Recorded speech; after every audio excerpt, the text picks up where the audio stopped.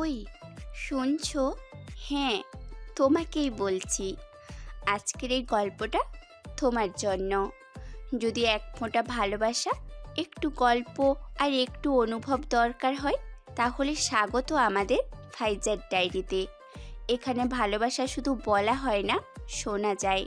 তাই প্রতিনিয়ত নতুন নতুন ভালোবাসার গল্প শুনতে এখনই সাবস্ক্রাইব করো ফাইজার ডায়েরি। ধন্যবাদ সবাইকে।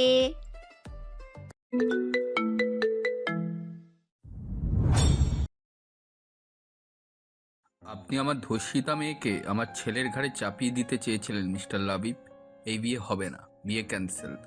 জাকির, উঠে আয় ওখান থেকে। পাত্রের বাবা জাকারিয়া মির্জার কথা শুনে বিয়েবাড়ির উপস্থিত সবাই কিছু সময়ের জন্য স্তব্ধ হয়ে যায়। পর মুহূর্তেই গুঞ্জন শুরু হয়ে যায় সকলের মধ্যে। পাত্রের বাবা লাবিব ইসলাম স্তব্ধ হয়ে তাকিয়ে আছেন জাকারিয়া মির্জার মুখের দিকে। বিস্ময় নিয়ে বলেন, আপনি এসব কি বলছেন ভাই? আমার মেয়ে কেন ধর্ষিতা হতে যাবে? জাকারিয়া মির্জা ক্ষোভ প্রকাশ করে বলেন, আমি সব কিছু জেনে গেছি। আপনি সত্যি লুকিয়ে মেয়ে বিয়ে দিতে চেয়েছিলেন আমার ছেলের সঙ্গে। তবে সৌভাগ্যবশত সত্যিটা বিয়ের আগেই জানতে পেরে গেছি। এই জন্য আপনি মেয়ের বিয়ে দেওয়ার জন্য এত তাড়াহুড়ো করছিলেন, তাই না? যেন আপনার ধর্ষিতা মেয়েকে আমার ছেলে ঘাড়ে চাপিয়ে দিতে পারেন। আপনি কি বলছেন আমি কিছুই বুঝতে পারছি না। কিসের সত্যি লুকাবো? মেয়ের বিয়ের বয়স হয়েছে, এই জন্যই বিয়ে দিচ্ছি। একদম মিথ্যা বলবেন না। একটা 16 বছরের মেয়ের বিয়ের বয়স হয়ে কিভাবে? আপনি তো একজন টিচার, আপনি নিশ্চয়ই মেয়ের বাল্যবিবাহ দিতে চান না। মেয়ের কোনো খুঁত না থাকলে? মেয়ের খুঁত আছে বলেই তো তাড়াহুড়ো করে বাল্যবিবাহ দিচ্ছেন। আপনাকে কে কি বলেছে? যে বলেছে সে মিথ্যা বলেছে আপনাকে। আমার মেয়ের মধ্যে কোনো খুঁত নেই। আপনার মেয়ের খুঁত আছে কি নেই সেটা আর আমাদের জানার প্রয়োজন নেই। এই বিয়ে হবে না, এটাই ফাইনাল। এই চলুন সবাই। লাবিব ইসলামের বড় ভাই আর ভাতিজা এগিয়ে এসে দাঁড়ান জাকিয়া মির্জার সামনে। ভাতিজা রওশন চাপা রাগী স্বরে বলে, আপনি কি মজা করছেন আমাদের সঙ্গে? শেষ মুহূর্তে এসে বলছেন বিয়ে ক্যান্সেল। কোন কুত্তার বাচ্চা কি বলেছে বলুন? রওশনের বাবা রোমান ইসলাম বলেন, আপনাকে যে যাই বলেছে সবই মিথ্যা।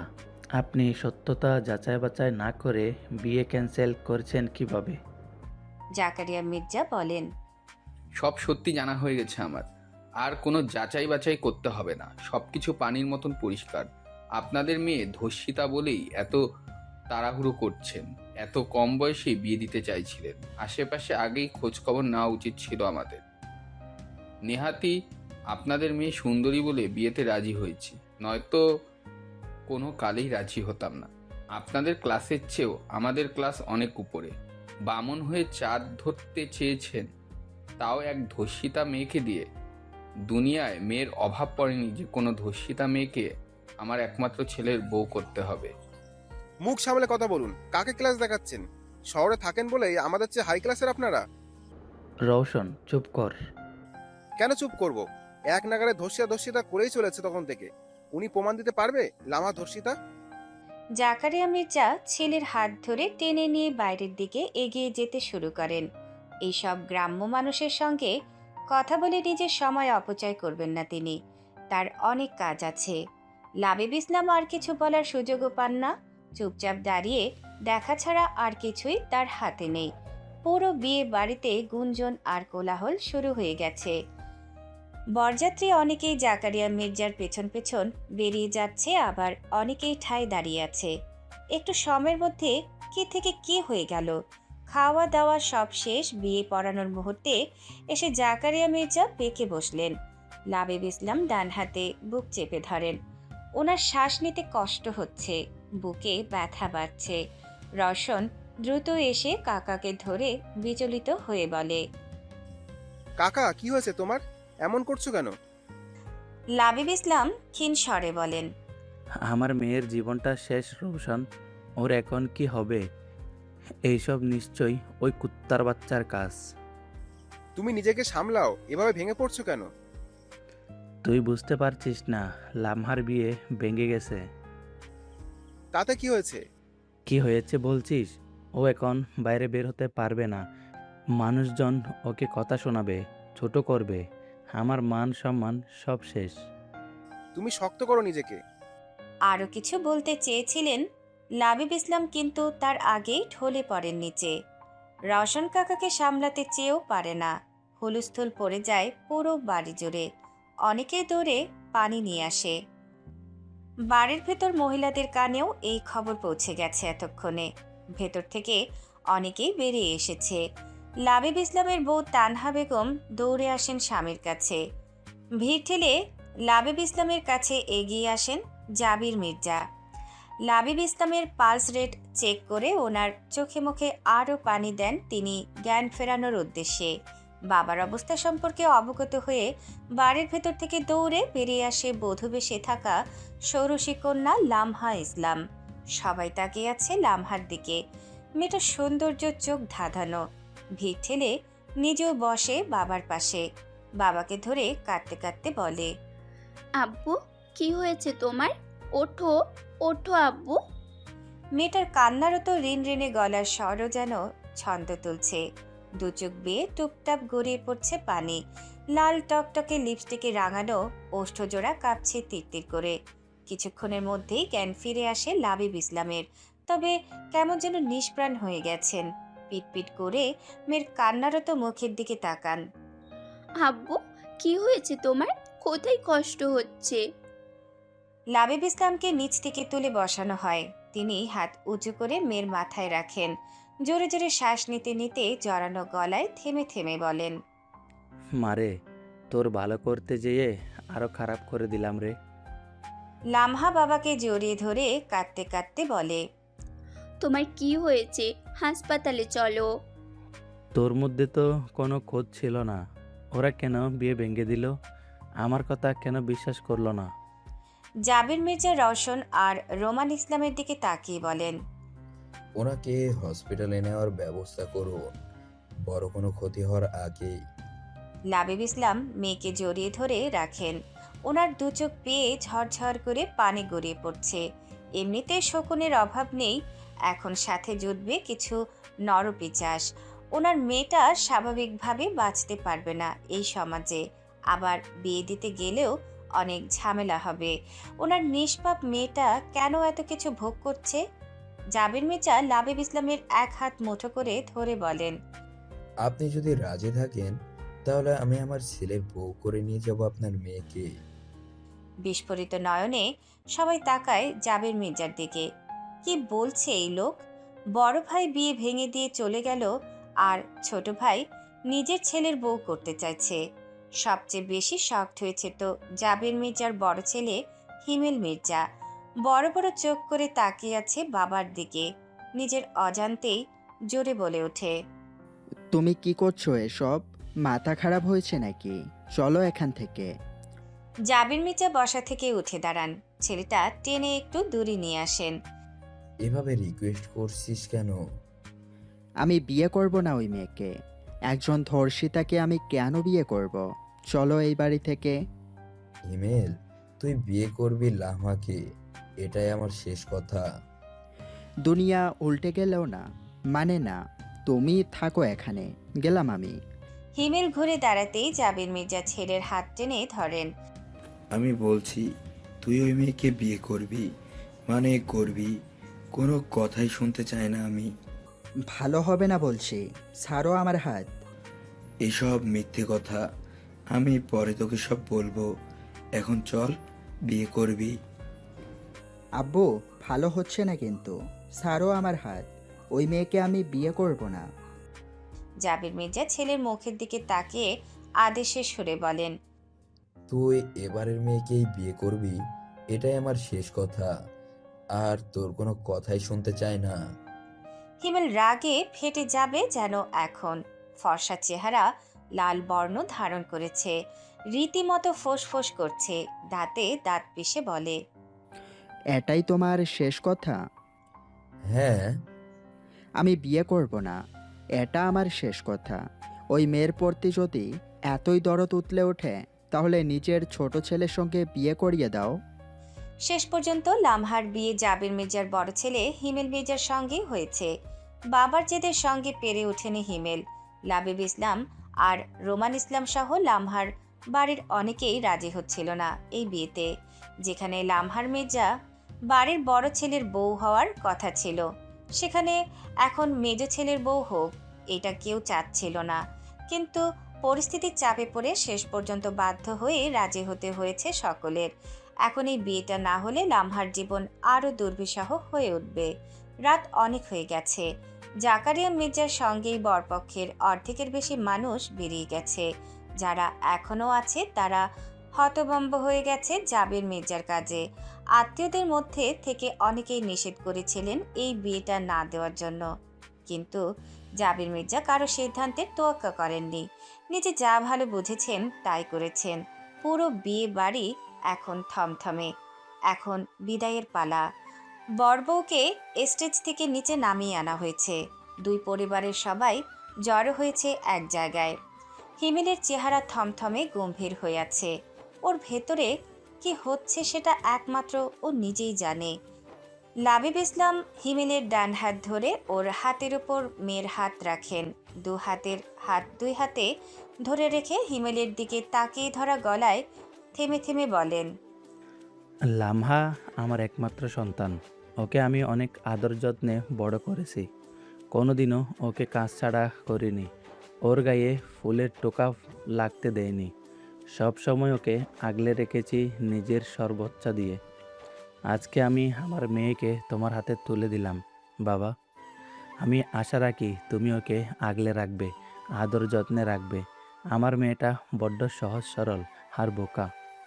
বাইরের দুনিয়া সম্পর্কে ওর ধারণা অনেক কম।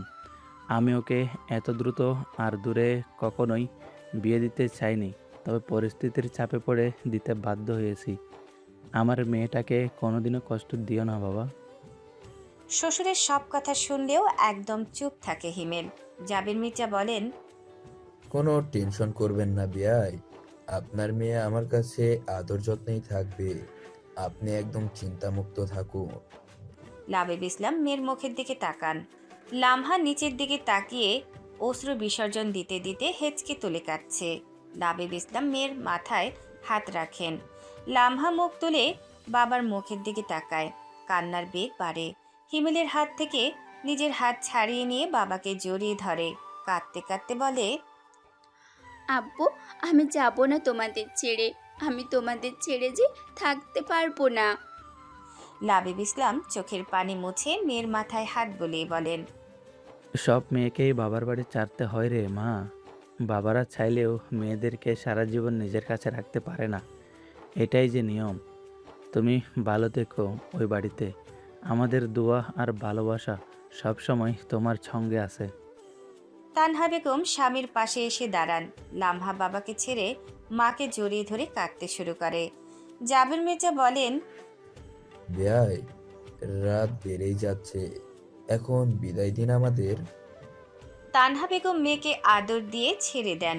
লাবিব ইসলাম মেয়ের হাত হিমেলের হাতে তুলে দেন। আবার হিমেলের মনে হচ্ছে ওর হাতে কোনো মেয়ের হাত নয়, এক মুঠো শিমুল তোলা গুজে দেওয়া হয়েছে। কোনো মেয়ের হাত এত নরম হয়? পুরো তুলোর মতো নরম। সবাই গাড়ির দিকে আগায়। হিমেল লামহার হাত ধরে ধীর পায়ে হাঁটছে। লামহা কাঁদতে কাঁদতে এক পা করে এগিয়ে যাচ্ছে বাবার বাড়ি ছেড়ে। গাড়ির কাছাকাছি এসে আরও বেশি কান্নায় ভেঙে পড়ে লামহা। রওশন বোনের মাথায় হাত বুলিয়ে বলে, কাঁদিস না, আগামীকালে তো আবার দেখা হবে আমাদের। ভাইয়া, কাঁদিস না, এত কাঁদলে অসুস্থ হয়ে পড়বি। জাবির মির্জা বলেন। হিমেল, লামাকে নিয়ে গাড়িতে উঠে বস। হিমেল আগে উঠে বসে, তারপর বসে লামহা। হিমেলের ডান পাশে বসে হিমেলের ছোট ভাই শিশির মির্জা। হিমেল লামহার হাত ছেড়ে দিয়ে ওর কাছ থেকে দূরত্ব তৈরি করে বসে আছে। জাবির মির্জা লামহার বাবা কাকার সঙ্গে কথা বলে ড্রাইভিং সিটে উঠে বসেন। লামহা পরিবারের দিকে তাকিয়ে হাওমাও করে কাঁদতে থাকে। ওর কান্নায় গাড়ির ভেতরটা ভারী হয়ে ওঠে। হিমেল সিটে হেলান দিয়ে চোখ বন্ধ করে রয়েছে। বিরক্তি চরম পর্যায়ে পৌঁছে গেছে। রাগের মাথায় ভেতর দপদপ করছে। শিশির সামনের দিকে ঝুঁকে লামহার দিকে তাকিয়ে আছে, একদম পুতুলের মতো দেখতে মেয়েটাকে। আহারে, কিভাবে কাঁদছে মেয়েটা! বড় ভাইয়ের মুখের দিকে তাকায়। বউয়ের কান্না শুনেও পাষাণের মতো কিভাবে চোখ বন্ধ করে চুপচাপ রয়েছে বজ্জাত ছেলেটা। পুতুলের মতো বউ, এই বউয়ের কান্না শুনে একটু কি মায়া লাগছে না তার? জাবির মির্জা সামনের দিকে দৃষ্টি রেখে ড্রাইভিং করতে করতে লামহাকে উদ্দেশ্য করে বলেন, লামহা, আর কান্না করো না, আগামীকালই তো আবার আসবে। লামহা গাড়ির জানালার সঙ্গে মাথা ঠেকিয়ে বাইরের দিকে তাকিয়ে গুমড়ে গুমড়ে কেঁদে যায়। কিছুতেই নিজেকে সামলাতে পারছে না। আজ পর্যন্ত একদিনও বাবা মাকে ছেড়ে দূরে থাকেনি। আজ কত দূরে চলে যাচ্ছে বাবা মা, নিজের পরিবার আর জন্মস্থান ছেড়ে। জাবির মির্জা বড় ছেলেকে উদ্দেশ্য করে বলেন, হিমেল, চুপচাপ বসে না থেকে মেয়েটাকে একটু সামলা। হিমেল চোখ মেলে তাকায়, কটমট করে বলে, পারবো না। হিমেল, কি হয়েছে? বেশি দরদ উতলে পড়লে তুমি এখানে এসে ওকে সামলাও, আমি ড্রাইভিং করছি। বেশি বাড়াবাড়ি করছো কিন্তু। একটুও না, বাড়াবাড়ি তো তুমি করছো আমার সঙ্গে। লামহা সেখানে। I don't care. মির্জা বাড়ির গেট পেরিয়ে ভেতরে প্রবেশ করে গাড়ি। বাড়ির উঠোনেই বাড়ির অর্ধেক মানুষ জড়ো হয়ে আছে। শিশির ভেতর থেকে বেরিয়ে আসতেই হিমেলও নেমে দাঁড়ায়। সবাই এসে ঘেরাও করে দাঁড়িয়েছে গাড়ির চারপাশে। হিমেল ভিড় ঠেলে বেরিয়ে যেতে চাইলে জাবির মির্জা আদেশের সুরে বলেন, হিমেল, লামাকে গাড়ি থেকে নামিয়ে ওর হাত ধরে ভেতরে যা। বেশি কথা বলতে পারবো না তোর সঙ্গে। হিমেল দাঁড়িয়ে যায়। কিছু বলবে তার আগে হিমেলের মা মিসেস শিরিন সুলতানা রাগে ফেটে পড়ে বলেন, এই মেয়ে আমার বাড়ির ভিতর প্রবেশ করবে না। আমি ওকে আমার ছেলের বউ হিসেবে মানি না। ওকে যেখান থেকে নিয়ে এসেছো সেখানে ফিরিয়ে দিয়ে আসো। ওর পাও যেন এই বাড়ির জমির উপর না পড়ে। গাড়ির ভিতরে বধূ বেশে বসে থাকা লামহা ফ্যাল ফ্যাল করে বাইরে দাঁড়িয়ে থাকা শাশুড়ি মায়ের দিকে তাকিয়ে আছে। ওনার কথা শুনেই বুঝতে পেরেছে ইনি হিমেলের মা। কাঁদতে কাঁদতে ঘুমিয়ে পড়েছিল। কিছুক্ষণ আগেই ডেকে তুলেছে শিশির। জাবির মির্জা বড় ছেলের দিকে তাকিয়ে বলেন, লামাকে নামা গাড়ি থেকে। শিশির সুলতানা বলেন, এই মেয়ে নামবে না গাড়ি থেকে। ওকে ফিরিয়ে দিয়ে আসো। ওকে আমি জীবনেও আমার ছেলের বউ হিসেবে মানব না। ও এই বাড়িতে প্রবেশ করবে না। কি সমস্যা? ওকে ছেলের বউ হিসেবে মেনে নিতে? একটা চুপ করো শিরিন। আর কত মিথ্যা অপবাদ দেবে মেয়েটাকে? সত্যতা যাচাই করেছো? তুমি সত্যিটা জানো? বাইরের মানুষের কথা শুনে এত নাচানাচি করার কি হয়েছে? তুমি এই মেয়েকে ফিরিয়ে দিয়ে আসবে কিনা? না। হয় ও এ বাড়িতে থাকবে, নয়তো আমি থাকবো। কোনটা চাও তুমি? পাগলের মতো কথা বলছো কেন?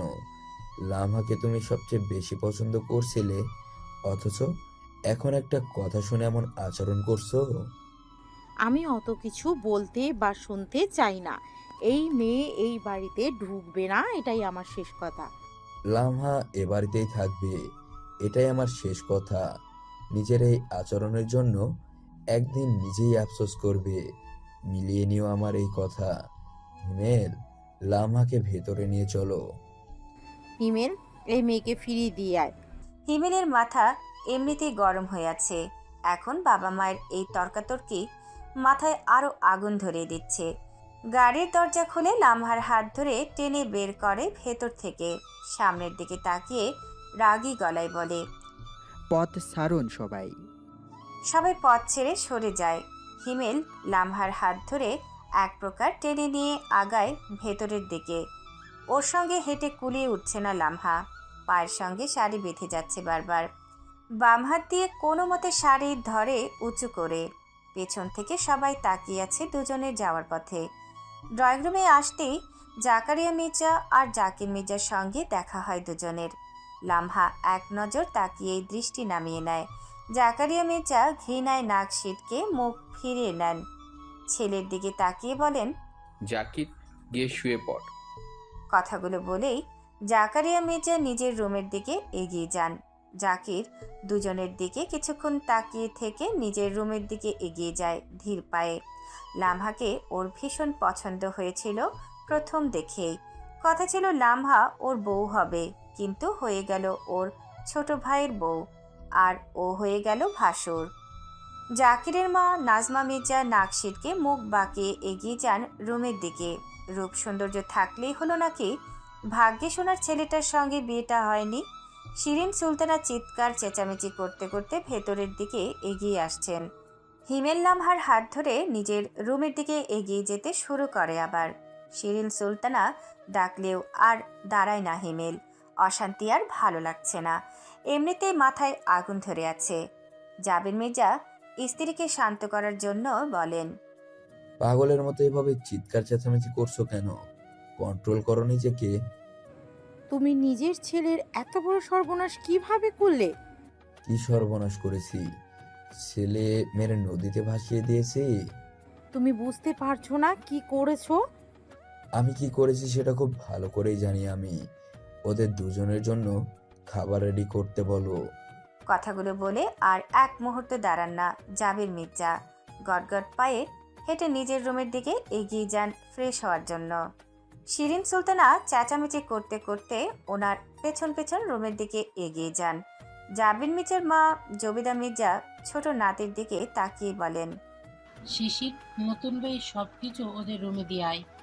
শিশির মাথা নাড়িয়ে সুটকেস হাতে বড় ভাই রুমের দিকে এগিয়ে যায়। কি ভাগ্য ওর ভাইয়ের, গেল বিয়ে খেতে, অথচ নিজেই বিয়ে করে বউ নিয়ে চলে আসলো। জবেদা মির্জা বাকি সকলের দিকে তাকিয়ে বলেন, সবাই যার যার মতো গিয়ে শুয়ে পড়ো। হাজিরা, হিমেল আর বইয়ের জন্য খাবার রেডি কর। হাজেরা খাতুন মির্জা বাড়ির কাজের মেয়ে। জবেদা মির্জার হুকুম পেতেই রান্নাঘরের দিকে এগিয়ে যায়। অনেকে রুমের দিকে এগিয়ে গেলেও অনেকেই আবার এটা ওটা বলছে বিয়েটা নিয়ে। জবেদা মির্জা গলার স্বর চড়াও করে বলেন, কি বলছি শুনতে পাওনি তোমরা? যাও ঘুমাও। সবাই চলে যায় শোয়ার জন্য। জবেদা মির্জা সোফায় বসেন। লামহা মাথা নিচু করে দাঁড়িয়ে আছে রুমের মাঝখানে।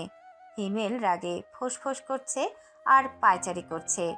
দরজা নক হওয়ায় দুজনেই দরজার দিকে তাকায়। শিশির দরজার পেছন থেকে বলে, ভাইয়া, আমি ভাবির সুটকেস দিতে এসেছি। দরজা খোলা আছে। শিশির দরজা ঠেলে সুটকেসটা ভেতরে দিয়ে পুনরায় দরজা ভিজিয়ে দিতে দিতে বড় ভাইয়ের দিকে তাকিয়ে হাসি মুখে বলে, ভাইয়া, অল দ্য বেস্ট। হিমেল জ্বলন্ত চাহনি নিক্ষেপ করতেই শিশির দরজা ভিজিয়ে চলে যায়। হিমেল লামহার দিকে তাকায়, রুক্ষ স্বরে বলে, এই মেয়ে।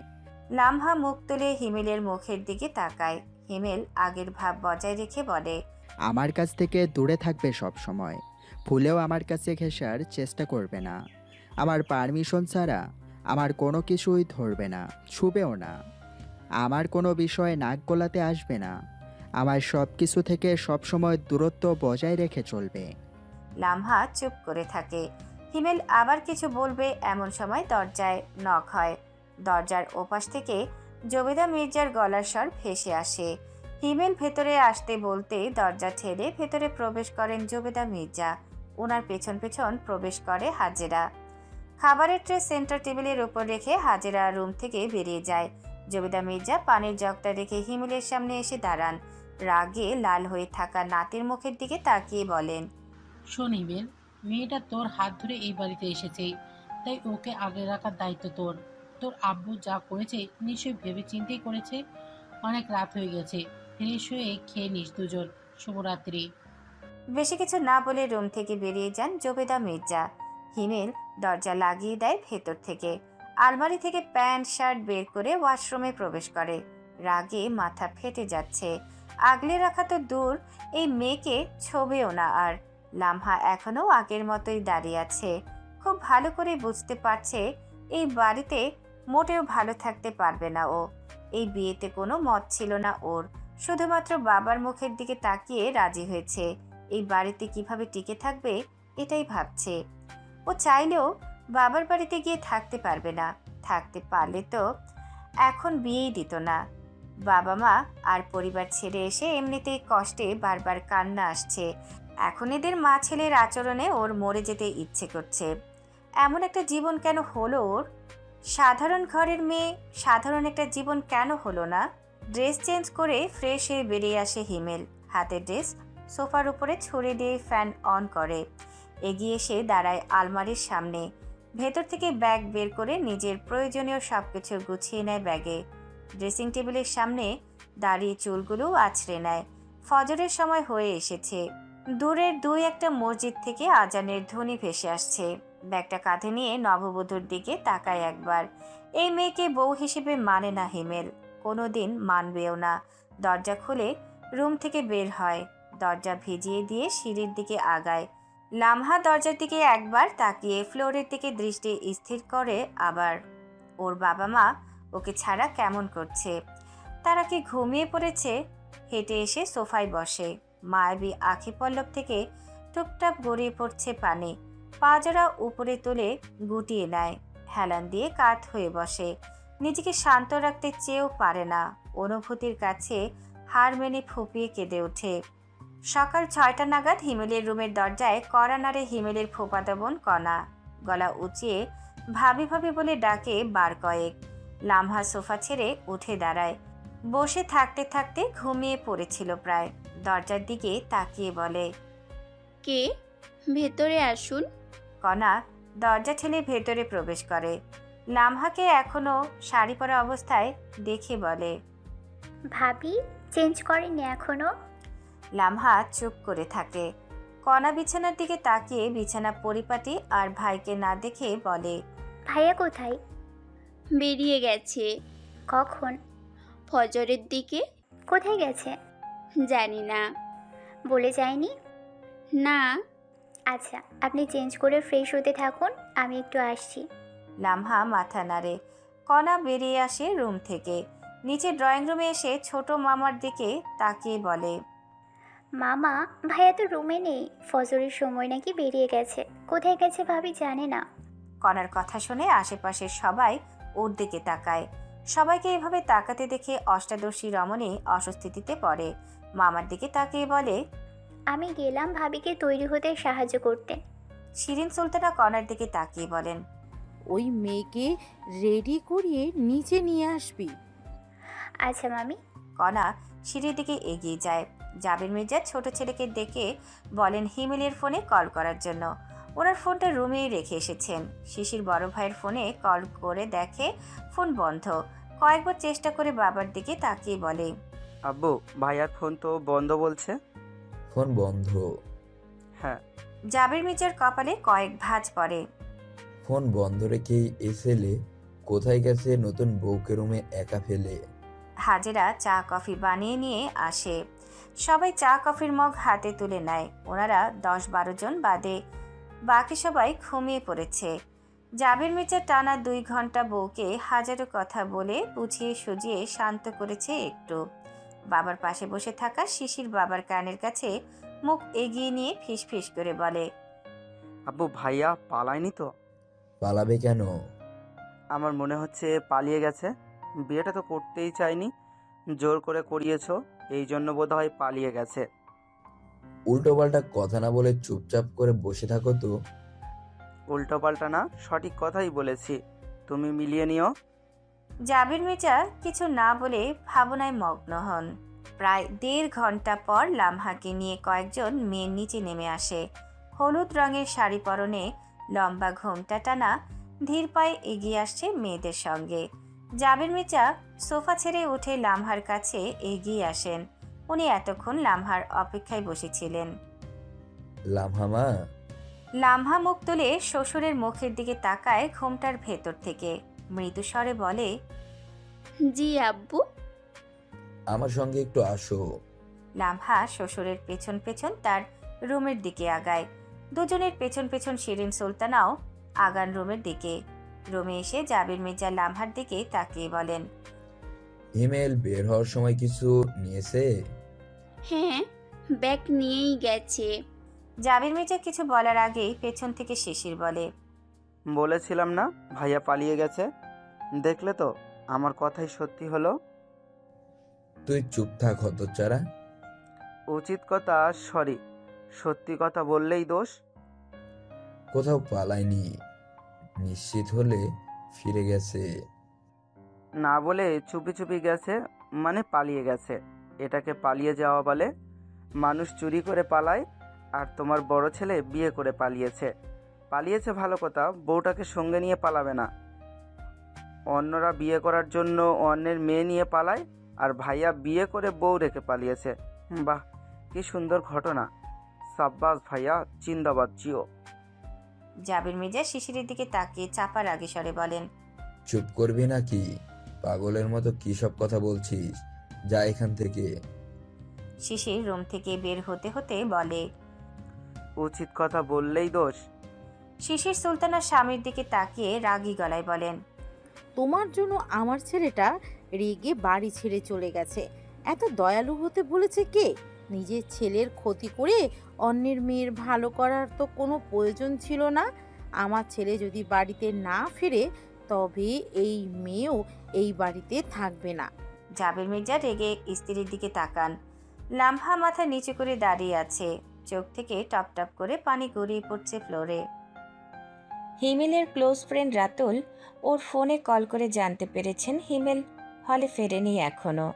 সকাল গড়িয়ে দুপুর হয়ে গেছে, তবুও বর ছেলেটার কোনো খোঁজ খবর নেই। রাগের মাথায় অন্য কোথাও চলে যায়নি তো? টেনশনে দরদর করে ঘামছেন জাবির মির্জা। বিকেলের মধ্যে লামহার বাড়ি থেকে সবাই চলে আসবে। ছেলে বাড়িতে না থাকলে কি উত্তর দেবেন ওই বাড়ির মানুষদের? শিরিন সুলতানা তো আছেনই। একটু পরপর জাবির মির্জা আর লামহার উপর রাগ ঝাড়ছেন। জাবির মির্জা আবারও রাতুলের ফোনে কল করেন।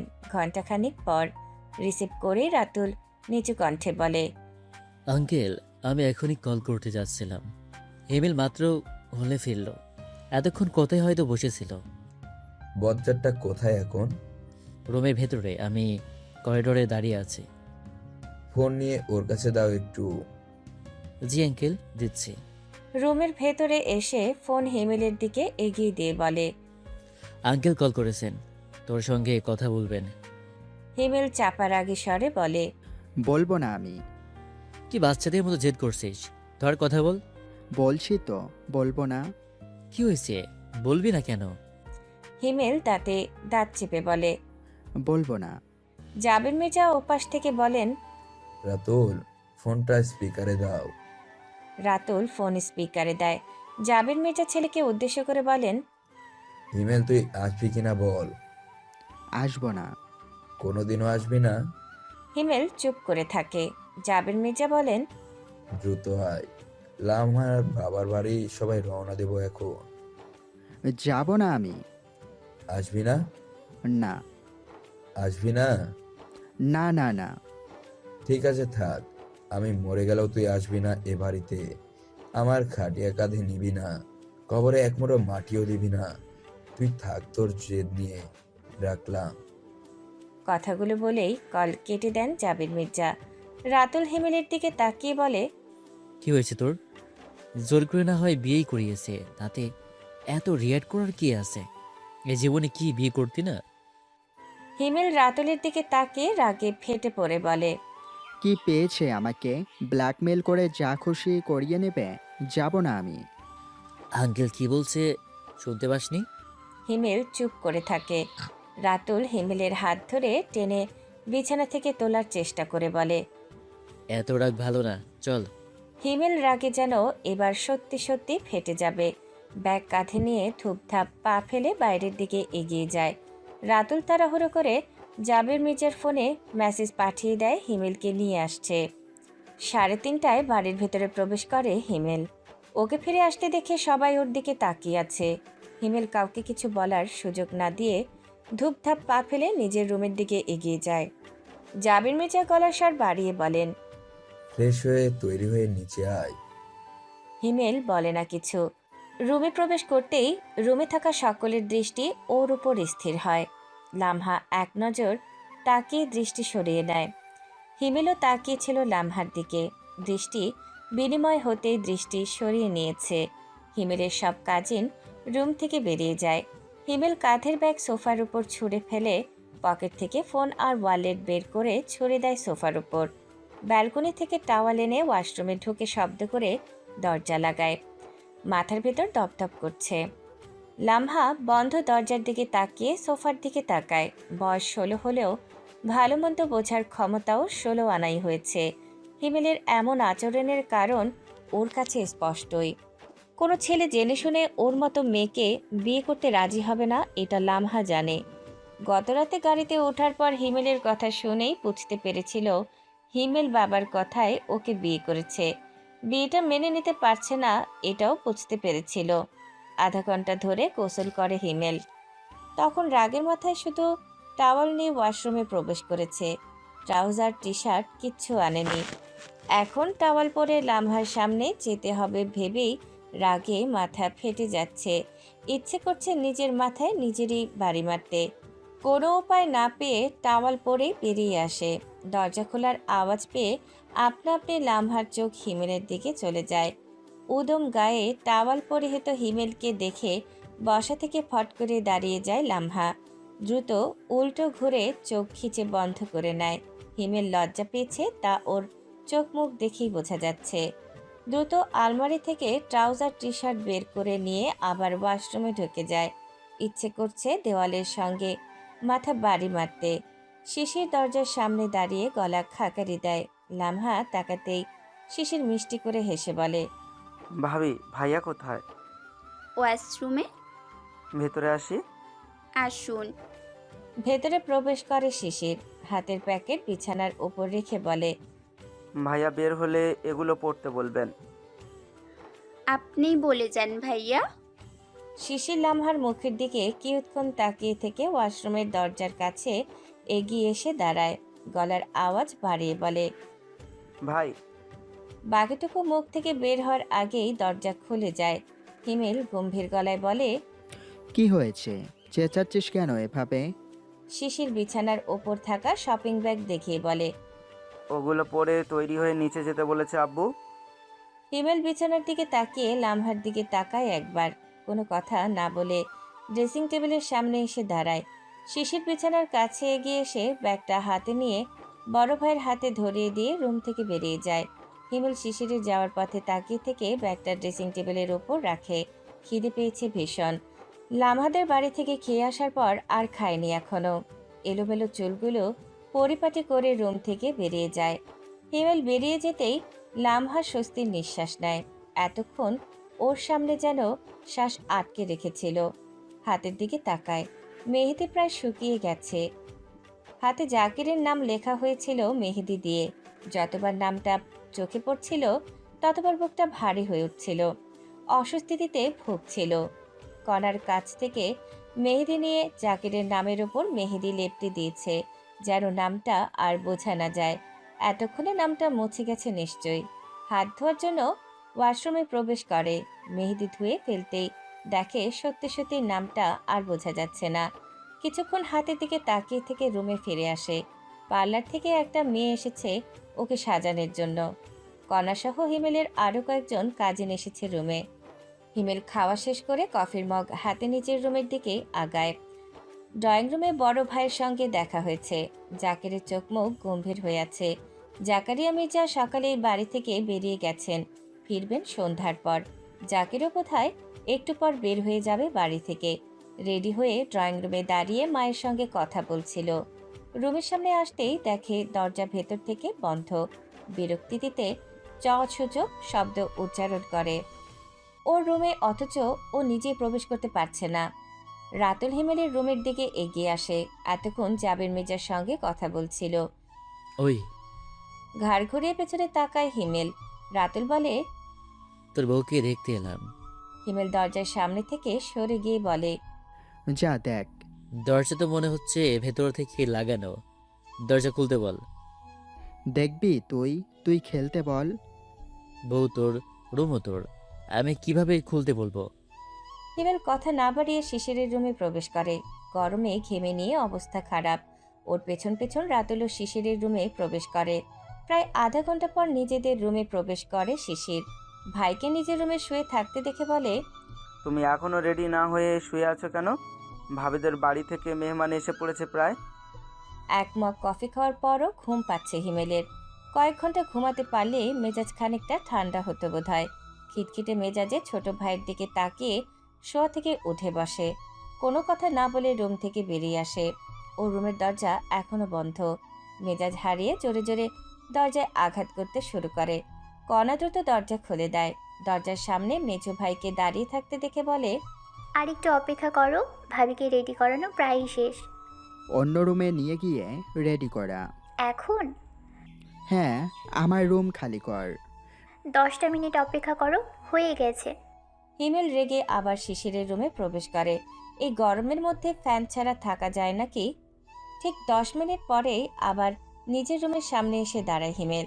দরজায় করাঘাত করার জন্য হাত উঁচু করতেই দরজা খুলে যায়। কণা ভাইয়ের উঁচু করে রাখা হাতটার দিকে তাকিয়ে মুখের দিকে তাকায়। হিমেল হাত নামিয়ে নেয়। হয়ে গেছে। সবাইকে বের হতে বল রুম থেকে। 2 মিনিট সময় দাও। হিমেল প্রচণ্ড বিরক্তি নিয়ে দাঁতে দাঁত চেপে দাঁড়িয়ে রইল বাইরেই। 2 মিনিটের মধ্যেই রুম থেকে সবাই বেরিয়ে যায়, লামহাকে একা রেখে। পার্লারের মেয়েটা যাওয়ার পথে হিমেলের দিকে একবার তাকায়। হিমেলের শক্ত চল দেখে বুঝতে পারে এই ছেলে ভীষণ রাগী। তখন কিভাবে দরজায় ধাক্কা দিল? মেয়েটার কপালে কি আছে কে জানে। হিমেল রুমে প্রবেশ করে। রুমে প্রবেশ করতেই নজর পড়ে লামহার উপর। মেরুন রঙের লেহেঙ্গা পরনে, ভারী মেকআপ। গতকালের তুলনায় আজকে যেন আরও বেশি সুন্দর লাগছে। সুন্দর লাগবেই কি, সুন্দর ধুয়ে ধুয়ে কি ও পানি খাবে নাকি? লামহার দিক থেকে দৃষ্টি সরিয়ে নিয়ে সোফার কাছে এগিয়ে আসে। ফোন হাতে নিয়ে অন করে। তখন রাগের মাথায় বন্ধ করে রেখেছিল। চার্জ নেই বেশি। চার্জে লাগিয়ে ড্রেসিং টেবিলের উপরে রাখা শপিং ব্যাগটা নিয়ে ওয়াশরুমে প্রবেশ করে। ড্রেস চেঞ্জ করে কোট প্যান্ট পরে ওয়াশরুম থেকে বেরিয়ে আসে। ড্রেসিং টেবিলের সামনে দাঁড়াতেই ফোনটা বেজে ওঠে। সেদিকে নজর না দিয়ে চুলে জেল দিয়ে সেট করতে শুরু করে। এর মধ্যে আরও কয়েকবার কল বেজে কেটে গেছে। আবারও বেজে উঠতেই বিরক্ত হয়ে ফোনের কাছে এগিয়ে আসে। অপরিচিত বিদেশি নাম্বার দেখে কিছুক্ষণ তাকিয়ে থাকে ফোনের স্ক্রিনে। রিসিভ করার আগেই আবার কেটে যায়। আবার রিং বাজতে রিসিভ করে কানে ধরে ফোন। গম্ভীর স্বরে বলে, হ্যালো। লামা আছে? হিমেল চার্জারের কেবল খুলে লামহার দিকে ফোন এগিয়ে দিয়ে গম্ভীর গলায় বলে, তোমার ফোন? লামহা হিমেলের মুখের দিকে তাকায় তড়িৎ গতিতে। দ্রুত দৃষ্টি নামিয়ে হাতে থাকা ফোনের দিকে তাকায়। ভাবে ওর বাবা মা কল করেছে। হিমেলের হাত থেকে ফোন নিয়ে নাম্বারের দিকে না তাকিয়ে কানে ধরে মৃদু স্বরে বলে, হ্যালো। কেমন আছো ডার্লিং? আমি না থাকা সুযোগে বিয়ে করে নিলে? পুরুষালী গলায় এসব কথা শুনে দ্রুত কান থেকে ফোন সরিয়ে নেয় লামহা। স্ক্রিনে তাকিয়ে দেখে বিদেশি নাম্বার। গলার স্বর কেমন পরিচিত পরিচিত লাগছে। ওই শয়তানটা? হ্যাঁ, এটা ওই শয়তানের গলার স্বরই এমন। এই শয়তান ছেলে হিমেলের নাম্বার কোথায় পেল? লামহার হাত পা মৃদু কাঁপতে শুরু করে। ভয়ে ভয়ে ফোন কানে ধরে কম্পিত স্বরে বলে, কে? ভুলে গেলে ডার্লিং? এই নাম্বার কোথায় পেয়েছেন? নাম্বার কোথায় পেয়েছি সেটা বড় কথা নয়। বড় কথা হলো তোর বাপ, ভাই আর তোর জামাই সবগুলো মরবে খুব শীঘ্রই। লামহা কল কেটে দেয়। হিমেল ড্রেসিং টেবিলের সামনে দাঁড়িয়ে লামহার দিকে তাকিয়ে ছিল এতক্ষণ। লামহা ওর দিকে তাকাতেই হিমেল দৃষ্টি সরিয়ে নেয়। লামহার হাত থরথর করে কাঁপতে শুরু করেছে। কম্পিত হাতে দ্রুত নাম্বারটা ব্লক করে ডিলিট করে দেয়। হিমেল আবার লামহার দিকে তাকায়। কে এই ছেলে? এই ছেলের সঙ্গে কথা বলে লামহার মধ্যে এত পরিবর্তন কেন আসলো? এত ভয় পাচ্ছে কেন? আবার ফোন বেজে ওঠে। ফোনের স্ক্রিনে তাকিয়ে দেখে বিদেশি নাম্বার। লামহা বুঝতে পারে ওই শয়তানটাই আবার কল করেছে। কল কেটে দিয়ে এই নাম্বারটাও ব্লক করে ডিলিট করে দেয়। হাত থেকে ফোন রেখে দেয় পাশে। এক হাত দিয়ে আরেক হাত ঘষতে শুরু করে। 2 হাত অস্বাভাবিকভাবে কাঁপতে শুরু করেছে। হিমেল এগিয়ে এসে ফোন হাতে নেয়। চার্জে লাগাতে লাগাতে কল লিস্ট চেক করে। নাম্বার গায়েব দেখে লামহার দিকে তাকিয়ে বলে, মাত্র যে কল এসেছিল সেই নাম্বার কই? চমকে উঠে হিমেলের দিকে তাকায় লামহা। নাম্বার ডিলিট করেছো কেন? লামহা মুখ নামিয়ে নেয়। হাত দুটো আগের চেয়েও বেশি কাঁপতে শুরু করেছে। হিমেল ওর দিকে তাকিয়ে আছে উত্তরের আশায়। লামহাকে নিরুত্তর দেখে হিমেল আর কিছু বলে না। ওর জানারও প্রয়োজন নেই কে কল করেছিল আর লামহা ভালোভাবে কথা না বলে কল কেটে নাম্বার কেন ডিলিট করেছে। ফোন রেখে পুনরায় ড্রেসিং টেবিলের সামনে এসে দাঁড়ায়। লামহা চৌড়া চোখে তাকায় হিমেলের দিকে, ঘাড় ঘুরিয়ে আবার তাকায় হিমেলের ফোনের দিকে। বিয়ে বাড়ির সবাই এখন কমিউনিটি সেন্টারে অবস্থান করছে। মির্জা বাড়ি থেকে জাকারিয়া মির্জা আর ওনার বউ বাচ্চারা আসেনি সেন্টারে। জাবির মির্জা বলেছিলেন আসার জন্য ওনারা রাজি হননি। খাওয়া দাওয়া কমপ্লিট হয়েছে সকলের। ফটোশুট পরিচয় পর্ব সব শেষ। লামহা নিজের পরিবারের সঙ্গে কথা বলছে। অন্য পাশে হিমেল নিজের বন্ধুদের সঙ্গে দাঁড়িয়ে কথা বলছে বললে ভুল হবে। হিমেল চুপচাপ দাঁড়িয়ে আছে, বাকিরা কথা বলছে। হিমেলের ফোন বেজে ওঠে আবার। বিরক্ত হয়ে ফোনের স্ক্রিনে তাকিয়ে থাকে। কোন পাগলের পাল্লায় পড়ল আজ? এমনিতেই মেজাজ গরম হয়ে আছে, তার উপর এই পাগলের যন্ত্রণায় আরো গরম লাগছে। হেঁটে এসে বন্ধুদের কাছ থেকে একটু দূরে দাঁড়ায়। ফোন রিসিভ করে কানে ধরে চুপ করে থাকে। অপর পাশ থেকে ভেসে আসে পুরুষালী গলার স্বর। এই হিমেলের বাচ্চা, আমার লামা কই? জাহান নামে। লামার কাছ থেকে দূরে থাকবি সবসময়। ওকে ছোঁয়ার দুঃসাহস করবি না, ও আমার। হিমেল মেজাজ হারিয়ে চিবিয়ে চিবিয়ে বলে, ছুব না মানে? ছুঁয়েছি তো গতকালই। এই শালি বাচ্চা, কিছু করবি না ওর সঙ্গে। সব করা হয়ে গেছে। তোকে জ্যান্ত পুঁতে ফেলবো দেশে ফিরে। যে পারিস করিস, শালা মা। কল কেটে নাম্বার ব্লক করে দেয় হিমেল। রাগে যেন ফেটে যাবে এখনই। মুখ দিয়ে আপনা আপনি গালে বেরিয়ে আসতে চাইছে। লামহার দিকে দৃষ্টি যেতেই দেখে লামহাও ওর দিকে তাকিয়ে আছে। হিমেল তাকাতেই লামহা দ্রুত দৃষ্টি সরিয়ে নেয়। লামহা গুটি গুটি পায়ে বাবার পাশে এসে দাঁড়ায়। মৃদুস্বরে বলে, আব্বু একটু ওইদিকে চলো, তোমার সঙ্গে কিছু কথা আছে। মেয়ের কথায় সকলের মাঝখান থেকে মেয়ের সঙ্গে একপাশে আসেন লাবিব ইসলাম। লামহা মৃদুস্বরে বলে, ওনার ফোনে কবির কল করেছিল। কার ফোনে? হিমেলের? হ্যাঁ, কখন? তোমার আসার 10-15 মিনিট আগে। কি বলেছে? আমি বেশি কথা বলিনি, কল কেটে দিয়েছিলাম। বলেছে আমার বাপ ভাই আর জামাইকে মেরে ফেলবে।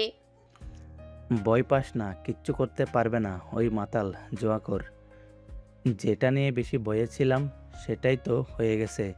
এখন যা করতে পারে করে নিক, তুই একটুও ভয় পাবি না।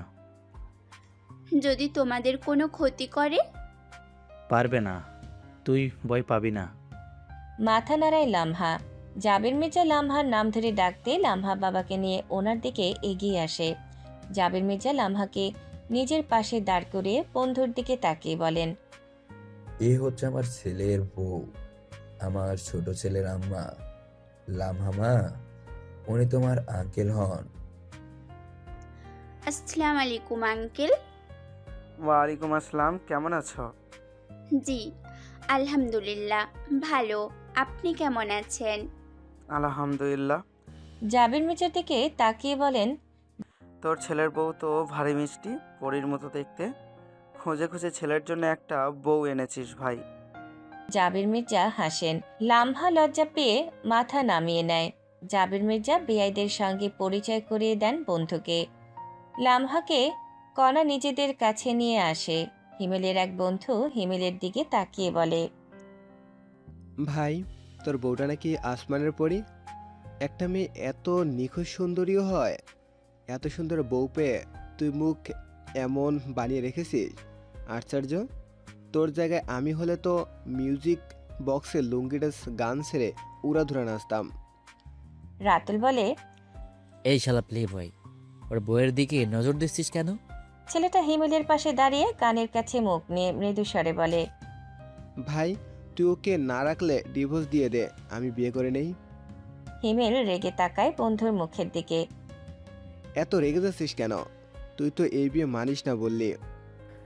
মুখ বন্ধ করে রাখ, নয়তো সারা জীবনের জন্য সিল করে দেব। চিবিয়ে চিবিয়ে বলে সরে যায় হিমেল। এমনিতেই মনে শান্তি নেই, তার উপর একজন সমান তালে কল করে হুমকি দিচ্ছে লামহাকে বিয়ে করার জন্য। এখন আবার বন্ধু বলছে উল্টাপাল্টা কথা। বিয়ে করলে জীবনে প্যারা আসে ঠিক আছে, তাই বলে এত প্যারা? সময় গড়ায় আরো। লাবিব ইসলাম সবাইকে নিয়ে বেরিয়ে পড়তে চান। রাত বেড়ে চলেছে। জাবির মির্জা ছেলেকে ডাকেন নিজের কাছে। ওনার আশেপাশে এখন কেউ নেই। লামহার সঙ্গে এখন ওদের বাড়ি যাবি, আমরা আগামীকাল গিয়ে নিয়ে আসবো।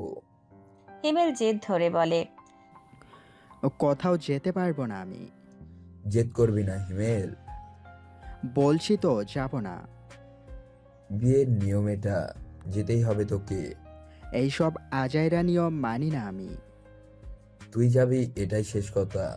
হিমেল চুপচাপ মাথা নিচু করে দাঁড়িয়ে রইল। ও যাবে না ওই বাড়িতে। আর যাই করিস, আমাকে কারো সামনে ছোট করিস না দয়া করে।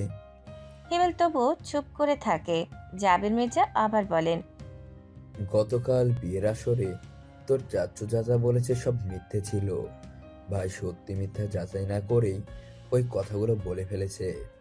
এমন একটা পরিস্থিতিতে ওইসব কথা বলে বিয়ে ভেঙে দেওয়া একটা মেয়ে আর তার পরিবারের জন্য কতটা অপমানের সেটা একটাবারও ভেবে দেখেনি।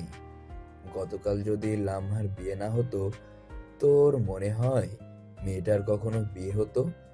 কয়েকশো মানুষের কানে পৌঁছে গিয়েছিল ওই কথাগুলো। বিয়ে তো দূরের কথা, মেয়েটা ওখানে শান্তিতে বসবাসই করতে পারতো না।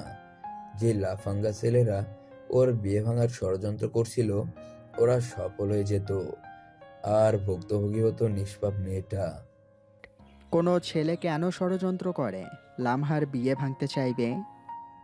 লামাদের গ্রামের সাবেক চেয়ারম্যানের ছেলে লামাকে পছন্দ করে, সেই ছেলে ওকে বিয়ে করতে চেয়েছিল।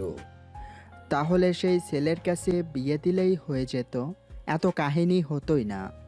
ওই ছেলে নেশাখোর, জুয়াখোর, মাদক ব্যবসায়ীদের সঙ্গে জড়িত। গ্রামের কেউ ওই ছেলের সঙ্গে পেরে ওঠে না।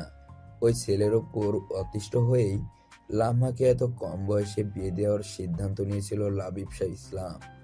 লামার অসংখ্য বিয়ে ভেঙেছে ওই ছেলে আর ওর সাঙ্গপাঙ্গরা মিলে। তাহলে এই বিয়েটা কেন হতে দিলে?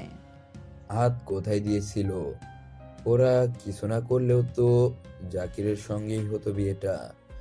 ওর ছেলে এখন দেশের বাইরে আছে, তাই নিজের বিয়ে বাড়িতে এসে কোনো ঝামেলা করতে পারেনি। ওর বন্ধুরাই ভাইয়ের কানে পৌঁছে দিয়েছিল ওই কথাগুলো। তোমাকে এইসব কথা কে বলল? খোঁজ খবর নিয়েছি আমি। তুই কোনো ঝামেলা করিস না, এখন লাম্মার সঙ্গে ওদের বাড়িতে যাবি। হিমেল চুপ করে থাকে। কিছুটা হলেও এখন আন্দাজ করতে পারছে আসল কাহিনী। জাবের মির্জা আবার বলেন, লামাকে দেখছিস নাকি এখনো ভালোভাবে তাকাসনি ওর দিকে? নিখুঁত সৌন্দর্যের অধিকারিণী লামহা। ওর এই সৌন্দর্য ওর জন্য কাল হয়েছে। মেয়েটাকে বাঁচানোর জন্যই এত তাড়াহুড়ো করে বিয়ে দিতে চাইছিলেন রাবিব ইসলাম। তোর নির্বোধ চাচা কোনো কিছু না ভেবে বিয়ে ভেঙে দিতে এসেছিল। গতকাল রাতে যা যা শুনেছিস সব মিথ্যা গুজব আর ষড়যন্ত্র ছিল। হিমেল বাবার মুখের দিকে তাকিয়ে আছে। জাবের মির্জা আবারও বলেন, আমি জেনে বুঝে কখনো তোর খারাপ করেছি? তোকে খারাপ কিছু দিয়েছি? এবারও দিইনি। যা লামহাকে নিয়ে শ্বশুর বাড়ি থেকে ঘুরে আয়। তোর কোনো বন্ধুকে নিয়ে যাবি, নিয়ে যা। হিমেলের ফোন আবার বেজে ওঠে। বাবার কাছ থেকে দূরে সরে গিয়ে রিসিভ করে। লামার কাছে ফোন দে। হিমেল রাগে চিবিয়ে চিবিয়ে বলে, দেব না। কবির গালি দিয়ে বলে, দে বলছি, নয়তো দেশে ফিরলে তোর খবর আছে। আমার যেই চিনতে পারিস সিরিস। মুখ দিয়ে আর একটা শব্দ বের করলে তোর ঠ্যাং ভেঙে তোরই পেছন দিয়ে ভরে দেব, অজাতের বংশ। আর একবার আমার ফোনে কল করলে তোর নামে মামলা করব শালা। কল কেটে ব্লক করে দেয় হিমেল। এত সিম কার্ড কোথায় পাচ্ছে? সিম কার্ডের কোম্পানিতে বসে বসে কল করছে বোধহয়। হিমেল, স্টেজের ওইখানে আয়। আসছি। বাবার পেছন পেছন স্টেজের দিকে আগায় হিমেল। নজর পড়ে চুপচাপ মলিন মুখে দাঁড়িয়ে থাকা লামহার দিকে। লামহাও মুখ তুলে হিমেলের দিকে তাকায়। হিমেল দৃষ্টি না সরিয়ে তাকিয়ে রইল। হিমেল যখনই তাকায়, লামহা কিভাবে যেন বুঝতে পেরে যায়। হিমেলকে তাকিয়ে থাকতে দেখে লামহা নিজেই দৃষ্টি সরিয়ে নেয়। এভাবে তাকিয়ে থাকায় অস্বস্তি হচ্ছে এখন। পরিবারের সকলের কাছ থেকে বিদায় নিয়ে লামহা আর হিমেল গাড়ির দিকে আগায়। হিমেলের হাতের মুঠোয় লামহার হাত। হিমেল হাত ধরতে চায়নি। জাবের মির্জা ছেলের হাত ছেলের বউয়ের হাতে তুলে দিয়ে বলেছেন, যেভাবে নিয়ে যাচ্ছিস এভাবে আবার ফিরিয়ে নিয়ে আসবি। আমার আম্মার চুল পরিমাণ ক্ষতি হলে তুই বাড়ি ফিরবি না? লামহাকে পেছনের সিটে বসিয়ে দিয়ে নিজেও উঠে বসে পাশে। ওর পাশে উঠে বসে শিশির। শিশির হিমেলকে লামহার দিকে ঠেলতে ঠেলতে বলে, একটু এদিকে চাপো, আমাকে বসতে দাও। নিজের সিট রেখে এই সিটে কি করছো? তুই এখানে বসছিস কেন? শ্বশুরবাড়ি তোমার বলে কি আমার যাওয়া নিষেধ? আমিও যাব শ্বশুরবাড়ি, হোক সেটা নিজের বা বড় ভাইয়ের। গাড়ি চলতে শুরু করে। শিশির লামহার দিকে তাকিয়ে বলে, ভাবি। লামহা শিশিরের দিকে তাকায় ঘাড় কাত করে। হিমেল ভাই আর বউয়ের দিকে একবার করে তাকিয়ে আবার ফোনের স্ক্রিনে তাকায়। শিশির হেসে বলে, গত রাতে তো আসার সময় গাড়িতে বসে কাঁদছিলেন, তাহলে আজকে কাঁদছেন না কেন? গাড়িতে ওঠার সময়ও যেই কান্না কাঁদলেন, আজকে তো কাঁদলেনই না। এটা বৈষম্য হলো না? এখন কাঁদলেন একটু চোখ মোছার জন্য। আজকেও আমার কাছে টিস্যু আছে, প্রয়োজনে রাস্তা থেকে আরও কিনে নেব। আপনি কাঁদতে থাকুন। কাঁদবে তো দূর, লামহা ফিক করে হেসে ওঠে। আশ্চর্য, আপনি হাসতেও পারেন। ভাইয়া, তোমার বউ দেখি কাঁদার পাশাপাশি হাসতেও জানে। লামহা জানালা দিয়ে বাইরের দিকে তাকিয়ে মুচকি মুচকি হাসছে। সব মন খারাপ পালিয়ে গেছে এখন। ভাবি, এদিকে তাকান তো একটু, দেখি হাসলে আপনাকে কেমন দেখায়। গতকাল যখন গাড়িতে বসে মরা কান্না কাঁদছিলেন, তখন তো জামাই মরা শাকচুন্নির মতো লাগছিল। হিমেল রেগে তাকায় ছোট ভাইয়ের দিকে। শিশির মুখের সামনে হাত নাড়ায় মাছি তাড়ানোর মতো করে। লামহাদের বাড়ির গেটের সামনে এসে দাঁড়ায় গাড়ি। হিমেল লামহার দিকে তাকায়। লামহা ঘুরিয়ে আছে। প্রায় পুরো রাস্তা ঘুমিয়েই আসলো। শিশির গাড়ি থেকে নামতে নামতে ভাইকে বলে, ভাবিকে ডেকে ঘুম থেকে জাগাও। তুই জাগা। বউ তোমার, আমি জাগাবো কেন? নিজের বউ, তাই নিজেই জাগাও। বলতে বলতে গাড়ি থেকে নেমে দরজা লাগিয়ে দেয়। হিমেল ছোট ভাইয়ের দিকে তাকিয়ে দুটো বকা দেয়, তারপর লামহার দিকে তাকায়। এই মেয়ে, ওঠো। লামহা ওঠে না। হিমেল হাত বাড়িয়ে লামহার গালে খোঁচা দিয়ে বলে, এই লামহা, ঘুম থেকে ওঠো, তোমাদের বাড়িতে চলে এসেছে গাড়ি। নড়ে চড়ে পিটপিট করে তাকায় লামহা। হিমেল আবার বলে, তোমাদের বাড়িতে এসে গেছি, নামো গাড়ি থেকে। বলতে বলতে হিমেল গাড়ি থেকে নেমে আসে। শিশির বড় ভাইয়ের দিকে তাকিয়ে বলে, তুমি এত আনরোমান্টিক কেন? নতুন বউ তোমার, একটু সুন্দর করে তো ডাকতে পারতে। তুই মুখ বন্ধ রাখ, বেশি কথা বললে মুখ সেলাই করে দেব। গতকাল থেকে তোর অনেক কথা শুনেছি। শিশির রাতুলদের দিকে এগিয়ে যেতে যেতে বলে, গতকাল শুনেছ, আজকেও শুনবে, আবার আগামীকালও শুনতে হবে। বাড়ির ভেতর থেকে বেরিয়ে এসেছে ছোট বড় সবাই। লামহা দ্রুত পায়ে এগিয়ে গিয়ে মাকে জড়িয়ে ধরে ফুপিয়ে ওঠে। তানহা বেগম মেয়েকে আগলে নেন বুকে। আদর করতে করতে নিজেও ফুপিয়ে কেঁদে ওঠেন। লামহার কাকি ফুপু সহ আরও কয়েকজন ওদের মা মেয়েকে শান্ত হতে বলেছেন। লাবিব ইসলাম স্ত্রীর উদ্দেশ্যে বলেন, লামহার মা কান্নাকাটি পরে করবে। মেহমান এসেছে, তাদেরকে খাওয়ার ব্যবস্থা করো ভিতরে গিয়ে। শিশির লাবিব ইসলামের পাশে দাঁড়িয়ে বলে, আঙ্কেল, কাঁদতে দিন একটু, রোজ রোজ কি কাঁদবে নাকি? আন্টি, ভাবি, আপনারাও আরো বেশি বেশি করে কাঁদুন। শিশিরের কথা শুনে মা মেয়ের কান্না থেমে গেছে। তানহা বেগম ফ্যালফ্যাল করে তাকিয়ে আছেন শিশিরের দিকে। তিনি চিনতে পেরেছেন এটা তার একমাত্র মেয়ের একমাত্র দেবর। ভারী চঞ্চল আর দুষ্টু ছেলের বুঝতে পারছেন। সবাই ভিতরে চলুন। রওশনের কথা শুনে সবাই ভেতরের দিকে পা বাড়ায়। রাতুল হিমেলের পাশে হাঁটতে হাঁটতে বলে, তো শালিটালে কিছু নেই? কেন? বিয়ে করব। হিমেল ঘাড় ঘুরিয়ে বন্ধুর মুখের দিকে তাকায়। রাতুলের পাশে হাঁটতে থাকা সোহান বলে, তোর হঠাৎ হিমেলের শালিকে বিয়ে করার মতো শখ জাগলো কেন? বুঝবি না তুই, ছোট মানুষ, তাই ছোটদের মতো করে থাক। সোহান রাতুলের ঘাড় চেপে ধরে বলে, তোর চেয়ে 13 দিনের বড় আমি, তাই সম্মান দিয়ে কথা বল। তোরা থামবি? কি শুরু করেছিস? রাতুল ঘাট থেকে সোহানের হাত সরিয়ে দিয়ে বলে, দাওয়াত খেতে এসেছি বলে, নয়তো আজকে তোকে ফুল সম্মান দিয়ে দিতাম। সোহান কিছু বলতো, কিন্তু বাড়ির ভেতর প্রবেশ করায় চুপ হয়ে যায়। রাতের খাবার খাওয়ার পর সবাই বিশ্রাম নিতে যাবে এখন।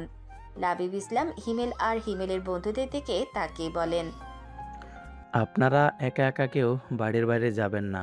যদি যেতেই হয় আমাদের বলবেন, আমরা নিয়ে যাব। রাতুল বলে, এখন তো কোথাও যাব না আঙ্কেল, গেলে দিনের বেলায় যাব। দিনের বেলাও একা একা বের হবেন না কেউ। কেন আঙ্কেল, কোনো সমস্যা আছে? হ্যাঁ, যান, গিয়ে বিশ্রাম নিন সবাই। হিমেলের বন্ধুরা কেউ বুঝতে পারছে না কি এমন সমস্যা আছে যার কারণে ওদের একা একা বের হতে নিষেধ করছে। সবাই হিমেলের দিকে তাকিয়ে চোখ ইশারা করে। হিমেল ওদের রুমে যেতে বলে ইশারায় তারপর নিজেও আগায় লামহার রুমের দিকে। হিমেল আন্দাজ করতে পারছে সমস্যাটা আসলে কি আর কোথায়। রুমে এসে দেখে লামহা লেহেঙ্গা চেঞ্জ করে 3 পিস পরেছে। হিমেলরা ফ্রেশ হয়ে গিয়ে যখন খেতে বসেছে, লামহা তখন চেঞ্জ করতে রুমে এসেছে আবার। ওকে খাওয়ার জন্য ডাকলেও তখন খেতে বসেনি। রুমে আসার পর আর রুম থেকে বের হয়নি এখনো। যাও, গিয়ে খেয়ে এসো। হিমেলের গম্ভীর স্বর শুনে পেছন ফিরে তাকায় লামহা। জুয়েলারিগুলো আলমারিতে তুলে রেখে রুম থেকে বেরিয়ে যায় চুপচাপ। হিমেল নিজেও রুম থেকে বেরিয়ে বন্ধুদের রুমে যায়। লামহা কে রুমে ফিরে আসে। হিমেলকে দেখতে না পেয়ে ওয়াশরুমের দিকে তাকায়। দরজা খোলা দেখে ব্যালকনির দিকে তাকায়। ব্যালকনির দরজাটা ভেতর থেকে লাগানো। গেল কোথায়? লামহার ভাবনার মাঝেই হিমেল রুমে প্রবেশ করে। চোখাচোখি হয় দুজনের। হিমেল নিজের ফোন হাতে নিয়ে লামহার দিকে তাকিয়ে গম্ভীর গলায় বলে, শুয়ে পড়ো তুমি। আপনি কোথায় যাবেন? বাইরে যাব। বাইরে? বাইরে কেন যাবেন? এমনি ঘুরতে, রাতের গ্রাম দেখতে। এই রাতের বেলা কি দেখবেন? সকালে যাবেন। এখন বিশ্রাম নিন। আমি রাতের বেলায় যাব, তুমি ঘুমাও। বাইরে যাবেন না এখন? গেলে কি হবে? কুত্তা কামড়াবে। মানুষরূপী মানে? মানে মানুষরূপী কুকুর।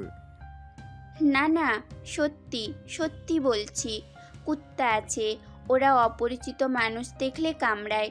বাড়ির সামনে রাস্তায় থাকে, দল বেঁধে। দিনের বেলায়ও কামড়ায়? দিনের বেলায় ছোটদের দেখলে ধাওয়া দেয়। তাহলে শ্বশুরমশাই আমাদের দিনের বেলায়ও একা একা বাইরে যেতে নিষেধ করলেন কেন?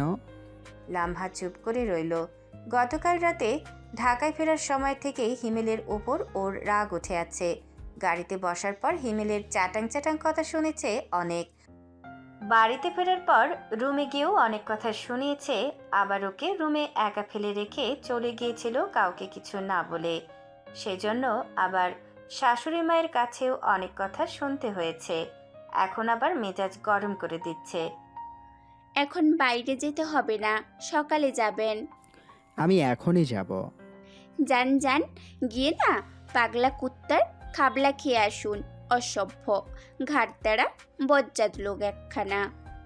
শেষের কথাগুলো বিড়বিড় করে বলে যায় দরুন। হিমেল শুনতে পায়নি। বিড়বিড় করে কি বললে? কিচ্ছু বলিনি। লামহা বিছানায় উঠে শুয়ে পড়ে। যেখানে খুশি যাক, যা খুশি হয়ে যাক, কথা না শুনলে তাতে ওর কি? ও তো নিষেধ করেছেই যেন বের না হয়। হিমেল হা করে লামহার দিকে তাকিয়ে আছে। কিভাবে ঝাড়ি দিয়ে বলল, কিচ্ছু বলিনি। বিড়বিড় করে বলে, বাপের বাড়িতে এসে জোর বেড়ে গেল নাকি? রাগ দেখাচ্ছে, আবার ছাড়িও দিচ্ছে। লামহা, তুমি কি কোনোভাবে আমার উপর চেঁচালে? লামহা ঘাড় ঘুরিয়ে হিমেলের দিকে তাকিয়ে বলে, কেন? আপনি শুনতে পাননি? আরো জোরে চেঁচাতে হবে। হিমেল বিস্ময় নিয়ে তাকিয়ে রইল লামহার মুখের দিকে। লামহা মুখ ফিরিয়ে নেয়। হিমেলের ফোন বেজে ওঠে। বলো। বের হচ্ছিস না কেন? আমরা রুমের বাইরে দাঁড়িয়ে আছি। হিমেল কল কেটে রুম থেকে বের হয়। গম্ভীর গলায় বলে, কোথাও যেতে হবে না এখন, গিয়ে শুয়ে পড়ো। রাতুল অবাক হয়ে বলে, মানে? তুই তো বললি বাইরে যাবি, এখন আবার শুয়ে পড়তে বললিস কেন? সোহান বলে, ছোট্ট বাবু বোঝে না কিছু, বউয়ের আদর খাবে তাই যাবে না। চল এখান থেকে, শুধু শুধু আমাদের সময় নষ্ট করলো। হিমেল কটমট করে তাকিয়ে থাকে তিনজনের দিকে। এই বজ্জাতগুলো ওর বন্ধু, এটা ভাবতেও ওর অবাক লাগে। বেশি কথা না বাড়িয়ে রুমে ফিরে এসে দরজা লাগিয়ে দেয় হিমেল। ওরও ভীষণ ঘুম পাচ্ছে। গাড়িতে ঘন্টাখানিকের মতো ঘুমিয়েছিল। গত রাতে তো সারা রাত জেগেই ছিল। তার আগের রাতেও ঘুমাতে পারেনি ব্যস্ততার কারণে। ফ্রেশ হয়ে এসে মেন লাইট অফ করে ডিম লাইট অন করে তারপর বিছানায় উঠে শুয়ে পড়ে। লামহা দুজনের মাঝখানে কোলবালিশ দিয়ে রেখেছে, তাতে হিমেলের জন্যই ভালো হয়েছে। লামহা এখনো ঘুমায়নি, চোখ বন্ধ করে শুয়ে আছে চুপচাপ। মস্তিষ্কে নানান কথা ঘটনা ঘুরপাক খাচ্ছে। রাত গভীর, ঘুমে মগ্ন হিমেল আর লামহা। রুমে ফ্যানের শোষো বাতাসের শব্দ। বাইরে থেকে মাঝে মধ্যে শিয়াল আর নেড়ি কুকুরের হাঁকডাক ভেসে আসছে। লামহার রুমের জানালায় ঢিল ছোড়ার শব্দ হয়। প্রথম ঢিল পড়ায় দুজনের একজনের ঘুমের বিঘ্ন ঘটে না। দ্বিতীয় ঢিল পড়তেই হুড়মুড় করে শোয়া থেকে উঠে বসে হিমেল। কাঁচ ভাঙার আওয়াজ স্পষ্ট শুনেছে। আবার জানালার কাছে ঢিল লাগতেই চমকে ওঠে। ঘুম পড়ে পড়ে পালিয়েছে এখন। এভাবে ঢিল কে ছুটছে? জানালার দিকে তাকালে সেরকম কিছু চোখে পড়ে না। পর্দা টেনে দেওয়া রয়েছে। একের পর এক ঢিল এসে লাগছে জানালায়। লামহার ঘুম ভেঙে যায়। চোখ মেলে দেখে হিমেল বসে আছে, ঘুম জড়ানো গলায় বলে, না, ঘুমিয়ে এভাবে বসে আছেন কেন? আর কত শব্দ কিসের? কে যেন জানালায় ঢিল ছুড়ছে। হ্যাঁ। প্রশ্ন করেই হুড়মুড় করে শোয়া থেকে উঠে বসে লামহা। কোথায় যাচ্ছেন? হিমেল বিছানা ছেড়ে নামতে গেলে লামহা হাত টেনে ধরে বলে, দেখি কে এভাবে ঢিল ছুড়ছে। কোথাও যেতে হবে না। যদি মাথায় লাগে, ওদের কাছে বন্দুক থাকতে পারে। বন্দুক? বন্দুক না, বাটাল। আপনি এখানেই বসে থাকুন, আমি আব্বুকে বলে আসছি। হিমেলকে আর কিছু বলতে না দিয়ে লামহা তাড়াহুড়ো করে বিছানা ছেড়ে নেমে রুম থেকে বেরিয়ে যায়। হিমেল বিছানা ছেড়ে নেমে লাইট অন করে, পর্দা সরিয়ে নিচের দিকে তাকায়। তখনই একটা ঢিল এসে জানালায় লাগে। হিমেল পাশে সরে দাঁড়ায়। সরাসরি দাঁড়িয়ে থাকলে সত্যি সত্যি ওর মাথায় এসে লাগবে। হিমেলের বুঝতে বাকি নেই এরাই কবিরের সাঙ্গপাঙ্গ। কবির বারবার কল করছিল বলে ওই সিম কার্ডটাই খুলে রেখেছে হিমেল। সিম কার্ড খুলে রাখার পর আর কোনো কল আসেনি ওর ফোনে। নিচ থেকে শোরগোলের আওয়াজ ভেসে আসছে।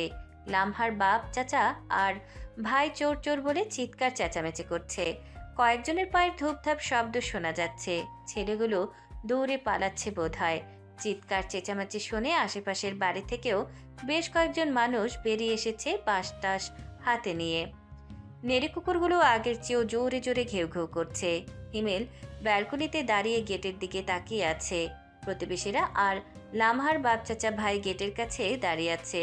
বাড়ির মহিলাদের ভেতর থেকে কাউকে দেখা যাচ্ছে না, তারা হয়তো বের হয়নি। হিমেল হাত দিয়ে চুল ঠিক করতে করতে রুমে ফিরে আসে। বিয়ে মানুষ করে, বিয়েতে এত শান্তি, না মনে শান্তি পাচ্ছে আর না তো ঘুমিয়ে শান্তি পাচ্ছে।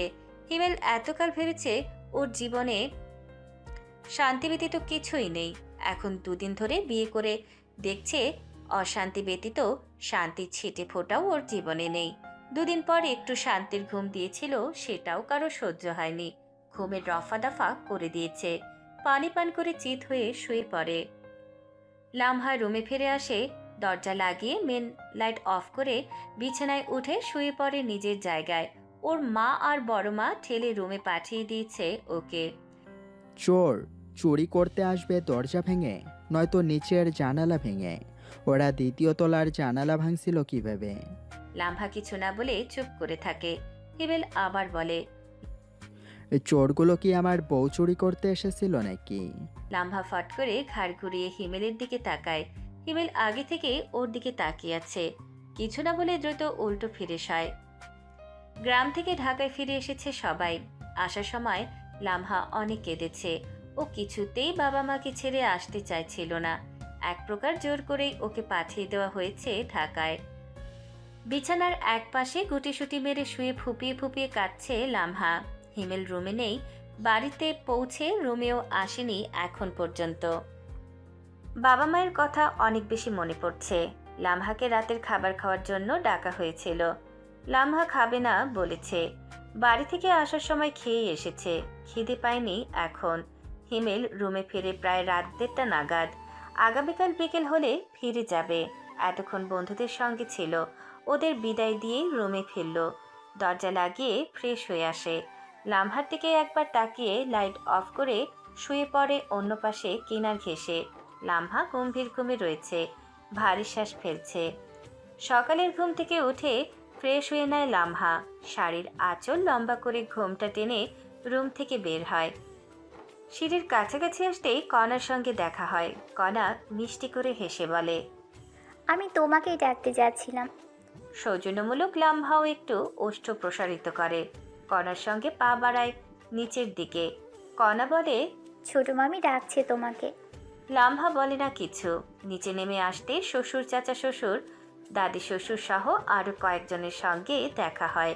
সকলকে সালাম দিয়ে কণার সঙ্গে রান্নাঘরের দিকে আগায়। লামহা মনে মনে ভয় পাচ্ছে, ওকে কি রান্না করতে বলবে? কিন্তু ও তো রান্না করতে জানে না। রান্না করতে বললে কি করবে? মামি। শিরিন সুলতানা পেছন ফিরে তাকান কণার ডাক শুনে। লামহাকে দেখে বলেন, চা বানিয়ে সবাইকে দিয়ে আসো।